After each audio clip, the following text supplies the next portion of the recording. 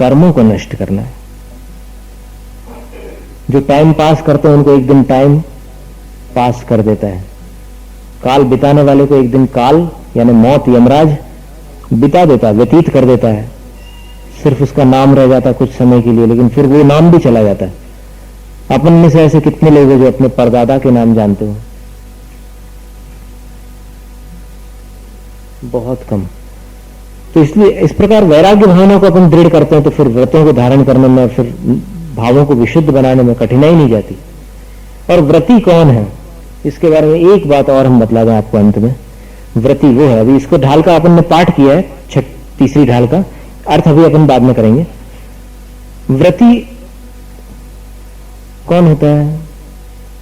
जो हिंसा, झूठ, चोरी, कुशील और परिग्रह का छोड़ने वाला है, उसको व्रती का है। हिंसा नृतस्तया ब्रह्म परिग्रह भ्यो वृतिर व्रतम, उसको व्रत का है। और निशल्य व्रती, जो इन 5 को धारण करके शल्य मुक्त हो जाए, वो व्रती होता है। अवसर मिलने पर भी पाप की इच्छा न करना, ये वास्तव में व्रत है। एक किसी विद्वान ने कहा है, अवसर के अभाव की सुविधा में पलने वाला संयम ब्रह्मचर्य नहीं कहलाता।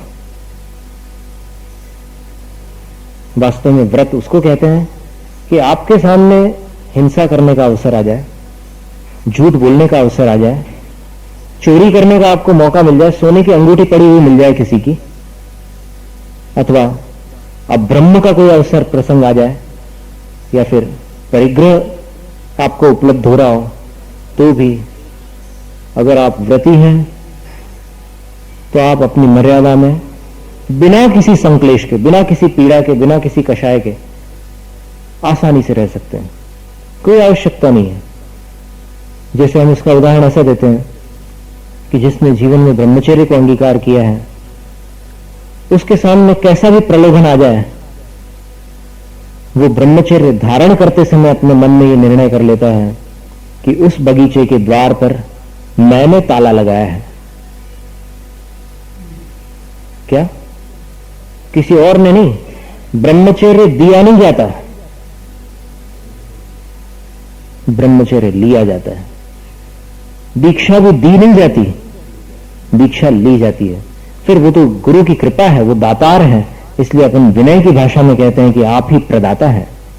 लेकिन वास्तव में जब तक अपना हृदय उतना सक्षम और तैयार न हो, उतना दृढ़ संकल्प न हो, तब तक ये सारी विशुद्धि उपलब्ध नहीं होती। और मान लो आप धारण भी कर ले ब्रह्मचर्य, 6 लोग धारण कर रहे हैं तो आपको भी लगता है कि चलो मैं भी धारण कर लूं। नहीं, आप 6 महीने अभ्यास कर लो। उन 6 लोगों की पंक्ति में बैठने के बजाय आप स्वयं 6 महीने अभ्यास कर लो और उसके बाद आगे बढ़ो। आप सापेक्ष होकर क्यों चल रहे हो? वो जा रहा है इसलिए मुझे भी जाना है। मोक्ष मार्ग में ऐसी पद्धति नहीं है। मोक्ष मार्ग में हमेशा जीव एकाकी रहता है। मुझे मोक्ष जाना है, वो जा रहे हैं इसलिए नहीं जाना है। मुझे मोक्ष इष्ट है इसलिए जाना है। तो ऐसी निर्मलता जब भाव में आती है तो फिर सामने कोई भी प्रलोभन आ जाए, नहीं, मन नहीं ललचाता, क्योंकि मन व्रती हो चुका है। और व्रती की वो विशुद्धि है कि वो विशुद्धि उसको गिरने नहीं देती। जब भाव बिगड़ते हैं तो विशुद्धि से पतन होता है। लेकिन वैराग्य इतना दृढ़ है कि वो मोम की वस्तु नहीं है कि जो थोड़ी सी अग्नि मिल जाए और पिघल जाए। फिर भी प्रारंभिक अवस्था में कहा है कि व्रतियों को कुछ बातों से परहेज रखना चाहिए, थोड़ा बच करके चलना चाहिए। वो भी उचित है और पंचम काल में विशेष रूप से उचित है, ताकि अपना जो चंचल मन है वो कभी डावाडोल न हो। आत्म को हित है सुख सुख,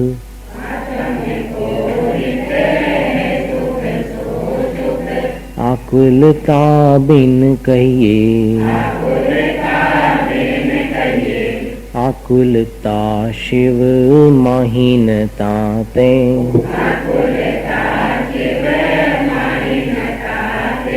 शिव मग लाग्यो चाहिए,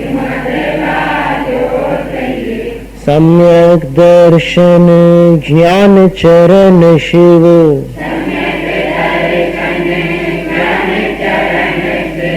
मग सो दुविध विचारो, जो सत्यारथ रूप सुनिश्चय,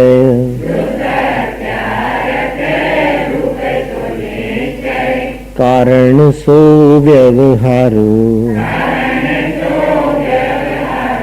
पहली ढाल में संसार भ्रमण, दूसरी ढाल में संसार भ्रमण का कारण और तीसरी ढाल में संसार भ्रमण से छूटने का उपाय बता रहे हैं। आत्म को हित, आत्मा के लिए हितकारी वस्तु क्या है? तो सुख है। आत्मा का हित जो है वो सुख है। और सो सुख, वह सुख, उसका स्वरूप क्या है? सुख का खाने पीने को अच्छी चीजें मिल जाए, बढ़िया मनमानी, वो नहीं। आकुलता बिन कहिए, सुख उसको कहते हैं कि जिसमें आकुलता न हो। आकुलता का अर्थ बेचैनी, जिसे बोलते हैं आकुल व्याकुल है। तो इंद्रिय सुखों में मनुष्य या संसारी जीव आकुल व्याकुल रहता है। तो सच्चा सुख जो है वो आत्मा के लिए हितकारी है और वह सुख निराकुल सुख होता है। आया समझ में? तीसरी ढाल के पहले छंद की पहली पंक्ति, आत्मा के लिए हितकारी सुख है। और सुख क्या है? सुख निराकुलता है, आकुलता से रहित सुख है। और आकुलता शिव माही न, और आकुलता कहां नहीं है? चार गतियों में तो आकुलता ही आकुलता है, कहां नहीं है? तो शिव माही, मोक्ष में आकुलता नहीं है। ताते देखिए कितनी सुंदर बात कह रहा है। किस क्रम से कहा? आत्म को हित, यानी अपने लिए हितकारी क्या है? अपनी भलाई किस में है? सुख में। फिर सुख क्या वस्तु है? निराकुलता। निराकुलता कहां पर है? मोक्ष में। ताते इसलिए शिवमग लागू चाहिए, उस मोक्ष के रास्ते पर लग जाना चाहिए। कितना सुंदर ढंग से बात को कहा है कि आत्मा के लिए हितकारी सुख है, सुख निराकुलता है। निराकुलता मोक्ष में नहीं है, मोक्ष में है। आकुलता मोक्ष में नहीं है, इसलिए मोक्ष मार्ग पर लग जाना चाहिए। अब मोक्ष मार्ग क्या है? तो बोले सम्यक दर्शन ज्ञान चरण, ये शिव मग। शिव मग, शिव का अर्थ मोक्ष और मग यानी मार्ग। तो शिव मग किसको कहा? सम्यक दर्शन, सम्यक ज्ञान और सम्यक चारित्र। सम्यक दर्शन ज्ञान चारित्राणि मोक्ष मार्ग है। सो द्विविध विचारों, उसका दो प्रकार से विचार किया गया है शास्त्रों में। मोक्ष मार्ग दो प्रकार से विचार में आता है। एक जो सत्यार्थ रूप, जो सत्यार्थ मोक्ष मार्ग, यथार्थ मोक्ष मार्ग, परमार्थ मोक्ष मार्ग, वास्तविक मोक्ष मार्ग है, सो निश्चय, वो निश्चय मोक्ष मार्ग है। और कारण सो, और जो उस निश्चय में कारण बन जाए, सहायक बन जाए, सो व्यवहार हो, वो व्यवहार मोक्ष मार्ग। कहने का मतलब ये हुआ कि जैसे अमृतचंद स्वामी ने तत्वार्थ सार ग्रंथ में एक श्लोक लिखा है, निश्चय व्यवहाराभ्याम मोक्ष मार्गो द्विधा स्थितः तत्राद्य साध्य रूपः स्याद् द्वितीयस्तस्य साधनम। मोक्ष का मार्ग दो प्रकार से शास्त्रों में वर्णित है। उसमें जो वास्तविक मोक्ष मार्ग है वो तो निश्चय मोक्ष मार्ग है, क्योंकि उससे साक्षात मोक्ष की प्राप्ति होती है। और उस निश्चय मोक्ष मार्ग यानी अभेद रत्नत्रय को, सम्यक दर्शन ज्ञान चारित्र की एक रूपता को निश्चय मोक्ष मार्ग कहते हैं। आगे बतलाएंगे। तो वो जो निश्चय मोक्ष मार्ग है उसमें कारण कौन है? तो जो भेद रूप रत्नत्रय है, सम्यक दर्शन, सम्यक ज्ञान, सम्यक चारित्र, वो उसका कारण है। तो कारण और कार्य रूप या साधन और साध्य रूप जो मोक्ष मार्ग है, ऐसा वर्णन शास्त्रों में आता है। मोक्ष का मार्ग तो सम्यक दर्शन ज्ञान चारित्र ही है, लेकिन उसमें जो साक्षात मोक्ष का साधक होता है वो निश्चय मोक्ष मार्ग होता है। और जो क्रम से वहां तक ले जाने वाला होता है वो व्यवहार मोक्ष मार्ग होता है। अब इनका स्वरूप आगे बतलाते हैं। पर द्रव्यन ते भिन्न आप में, रुचि सम्यक्त भला है,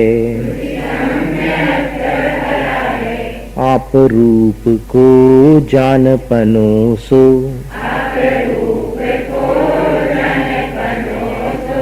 सम्यक ज्ञान कला है,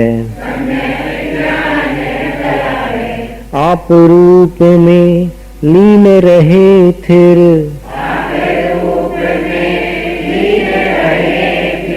सम्यक चारित सोई, अब व्यवहार मोख मग सुनिए,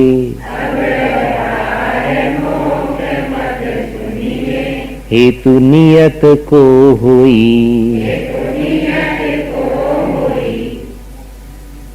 मोख मग, इसको कुछ पुस्तकों में मोक्ष मग लिख दिया है लोगों ने, क्योंकि अभी प्रचलन में तो मोक्ष शब्द है, लेकिन दौलत राम जी के समय उस भाषा में, ढूंढारी भाषा में मोक्ष शब्द है।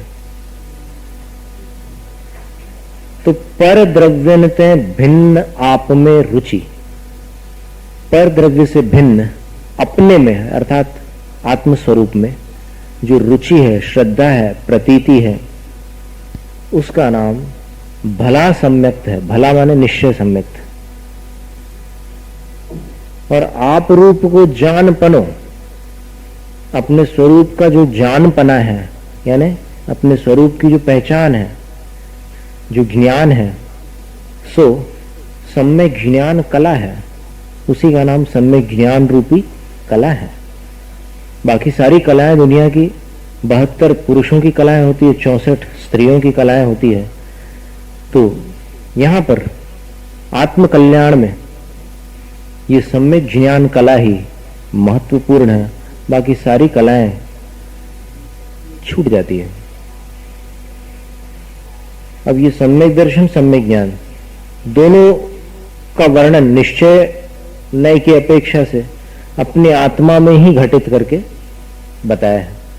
यानी अपनी आत्मा का श्रद्धान, पर से भिन्न अपनी आत्मा का श्रद्धान सम्यक दर्शन हो गया, और अपनी आत्मा के स्वरूप को पहचान लेना सम्यक ज्ञान हो गया। फिर सम्यक चारित्र क्या होगा तो बताते हैं, आप रूप में लीन रहे स्थिर, अपने स्वरूप में स्थिर होकर के लीन हो जाना या लीन होकर के स्थिर हो जाना, यही सम्यक चारित्र है। सोई ये 3 निश्चय रत्नत्रय हो गया। अब इनका कारण क्या है? हेतु नियत को हुई। हेतु, हेतु यानी कारण। तो नियत को, नियत माने निश्चय वाले रत्नत्रय का जो कारण होता है, हेतु होता है, वो कौन है? व्यवहार मोक्ष मग। व्यवहार मोक्ष मार्ग जो है वो निश्चय मोक्ष मार्ग का कारण होता है। और अब सुनिए दौलत राम जी क्या कह रहे हैं कि अब इस व्यवहार मोक्ष मार्ग को सुन लो। जीव अजीव तत्व अरु आश्रव,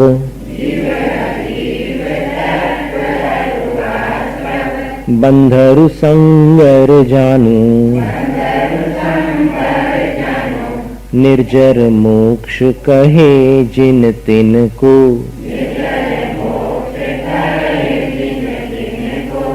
ज्यों का त्यों सरधानु, है सोई सम कित व्यवहारी, अब इन रूप बखानो, तिनको सुन सामान्य विशेष है, दृढ़ प्रतीति उर आनो।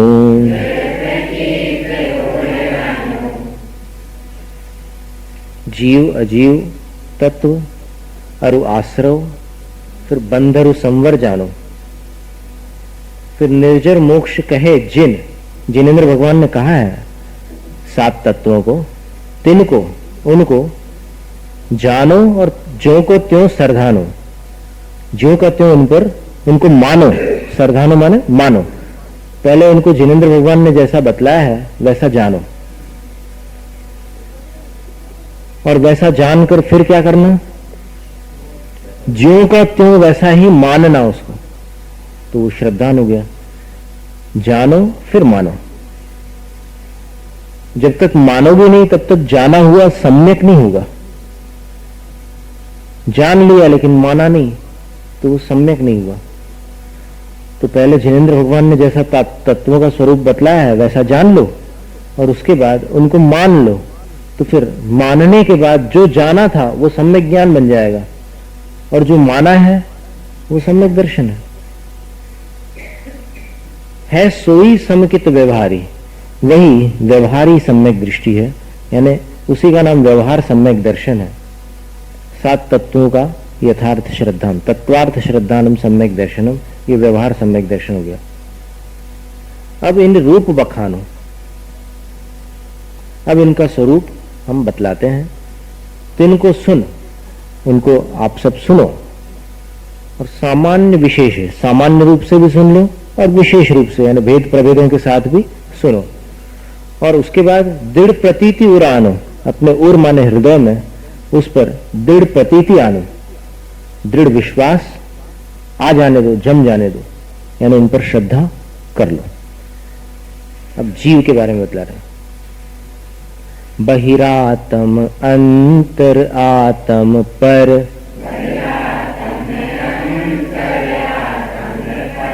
मातम जीव त्रिधा है, देह जीव को एक गिने बही,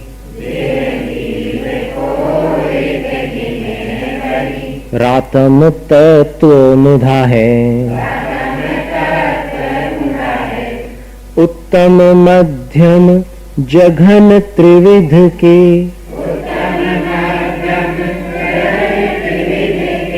अंतर आत्म ज्ञानी,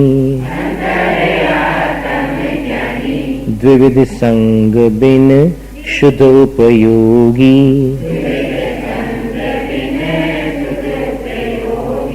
मुनि उत्तम निज ध्यानी। अब जीव के बारे में बतलाते हैं। जीव को ही आत्मा कहा जाता है। वैसे आत्मा शब्द के अनेक अर्थ हैं, लेकिन अब यहां पर जीव तत्व की चर्चा है, तो जीव तत्व के 3 भेद कर दिए, बहिरात्मा, अंतरात्मा और परमात्मा। जीव त्रिधा है, माने जीव के 3 प्रकार हैं, 3 भेद हैं। कौन से 3 भेद है जीव के? बहिरात्मा, अंतरात्मा और परमात्मा। फिर इसके आगे कह रहे हैं बहिरात्मा कौन है? तो देह जीव को एक गिने, देह और जीव को एक गिनता है। 2 वस्तुएं गिनने में एक हो सकती है क्या? लेकिन बहिरात्मा जीव शरीर को ही अपना रूप मानकर उसको आत्मा समझकर एक गिनता है।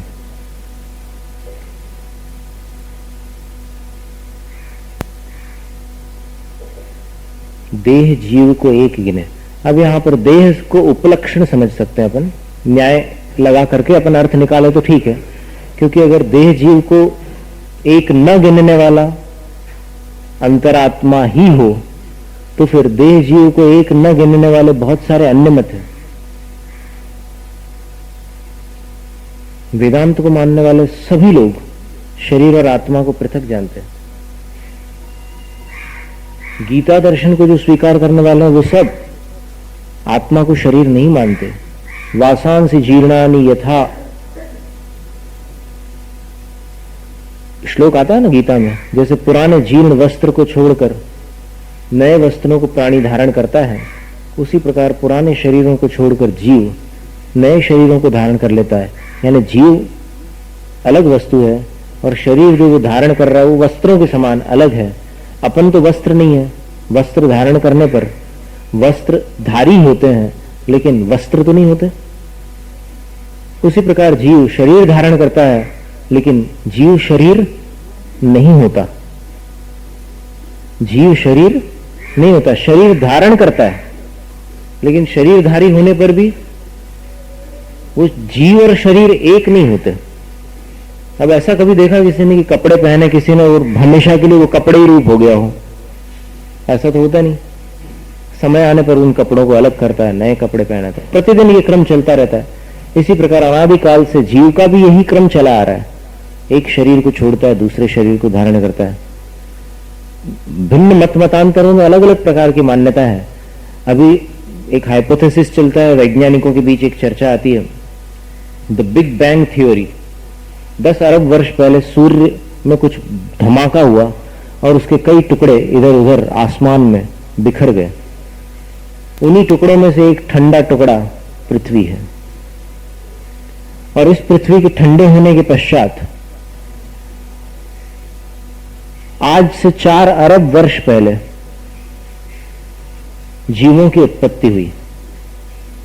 मैंने उस मान्यता के अनुसार जीव पहले कुछ भी नहीं थे, कुछ पूरा खाली था, बिल्कुल आसमान था, सूरज थे और कुछ तारा थे अपने ठिकाने पर।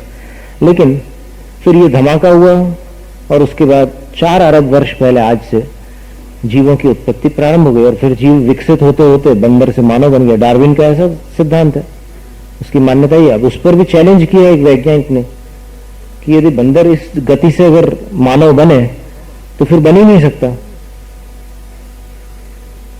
और फिर बाकी जो बंदर अभी तक बंदर हैं वो क्यों नहीं बने मानव? अगर बंदर से मानव बने तो सारे बंदरों से मानव बनने चाहिए थे, तो अभी तक तो कुछ बंदर ही बाकी है, तो फिर उनमें से मानव क्यों नहीं बने? ऐसे बहुत सारी एक पूरी पुस्तक निकली है। बैतूल के वो वैज्ञानिक है मध्य प्रदेश के, उन्होंने इसको चैलेंज किया, इस थ्योरी को, डार्विन्स थ्योरी को। उनका कहना है कि उस तरीके से नहीं बने, ये एक अलग स्पीशीज है। मानव जो है वो अलग प्रकार की एक प्राणियों की प्रजाति है, और फिर ये वानर जो है वो भिन्न है। इस तरह ये सब चर्चाएं आती है। और फिर कुछ अन्य मतों में ऐसी मान्यता है कि सर्वप्रथम कुछ भी नहीं था, सर्वव्यापी एक ईश्वर थे। तो फिर उन ईश्वर के मन में अकेलापन महसूस हुआ, एको हम। अन्य मत में आती है ऐसी चर्चा, एको हम बहुश्याम।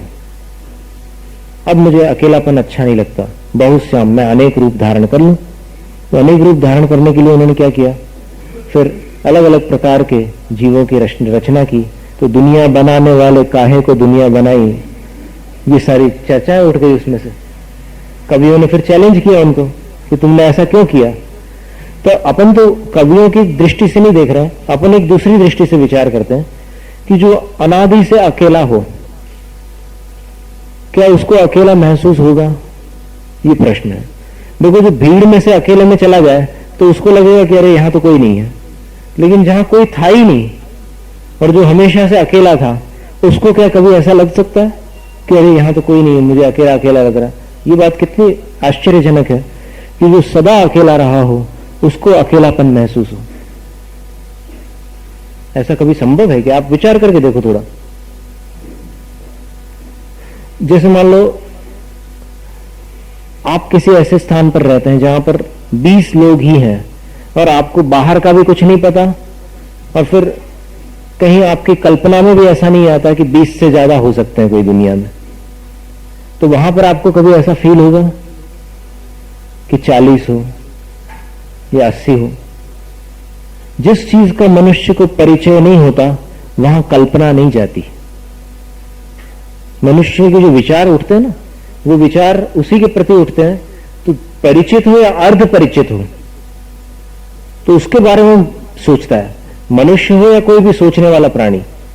तो फिर भगवान ने ऐसा कैसे सोचा कि मैं अकेला हूं, अकेलापन अच्छा नहीं है, तो अनेक रूप बन जाऊं।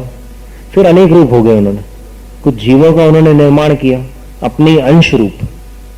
तो फिर यहां पर भी एक प्रश्न उठेगा कि यदि लड्डू के टुकड़े करोगे आप, तो उसके एक टुकड़े में अलग स्वाद और दूसरे टुकड़े में अलग स्वाद आ सकता है?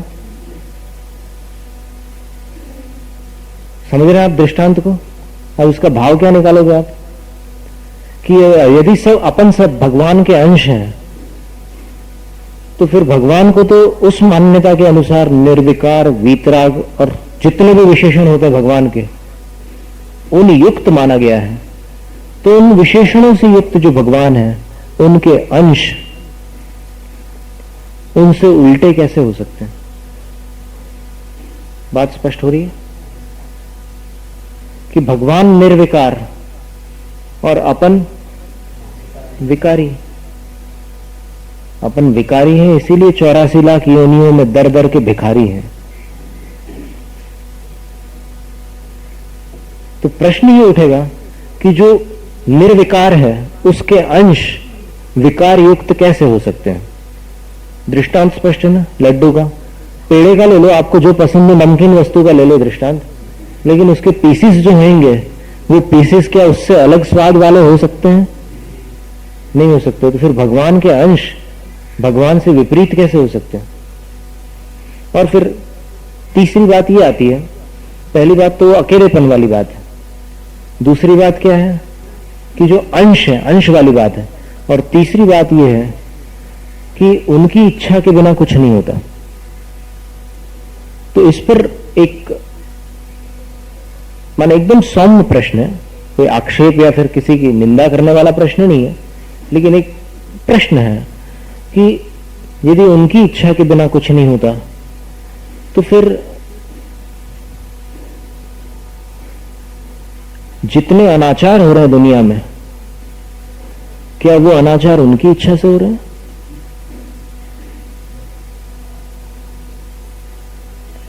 और फिर गीता में 2 श्लोक आते हैं, यदा यदा हि धर्मस्य ग्लानिर्भवति भारत अभ्युत्थानमधर्मस्य तदात्मानं सृजाम्यहम् परित्राणाय साधूनां विनाशाय च दुष्कृतां धर्म संस्थापनार्थाय संभवामि युगे युगे। अब बताइए इन काव्यों का अर्थ क्या है? यदा यदा ही, जब जब, धर्मस्य ग्लानिर्भवति, धर्म के प्रति जगत में ग्लानि उत्पन्न हो जाती है, कई लोग धर्म से विपरीत चलने लग जाते हैं और लोगों को धर्म के प्रति घृणा उत्पन्न हो जाती है कि अरे क्या रखा है धर्म में। जब इतने अनाचारी लोग फलते फूलते हैं और धर्म करने वाले लोग अनेक तकलीफों में डूब जाते हैं, परेशान होते रहते हैं, तो फिर धर्म में क्या रखा है? धर्मस्य ग्लानिर्भवति भारत, भारत यानी पांडवों के लिए संबोधन है कि हे पांडव, अर्जुन को कह रहे हैं कृष्ण जी गीता में कि हे पांडव, वेद व्यास जी द्वारा रचित है वो गीता, कि हे पांडव, हे अर्जुन, जब जब धरती पर अधर्म का बोलबाला हो जाता है और धर्म ग्लानि को प्राप्त हो जाता है, लोगों की श्रद्धा धर्म पर से हटने लग जाती है और अधर्मस्य अभ्युत्थानम, अधर्म की बढ़ोतरी हो जाती है, अभ्युत्थान हो जाता है, अभ्युत्थान यानी उठ करके खड़ा हो जाता है अधर्म, तब अभ्युत्थानम अधर्मस्य तदात्मानं सृजाम्यहम्, तब मैं अपनी रचना करता हूं। क्या? तब मैं अपने आप को एक अलग रूप में रचता हूं।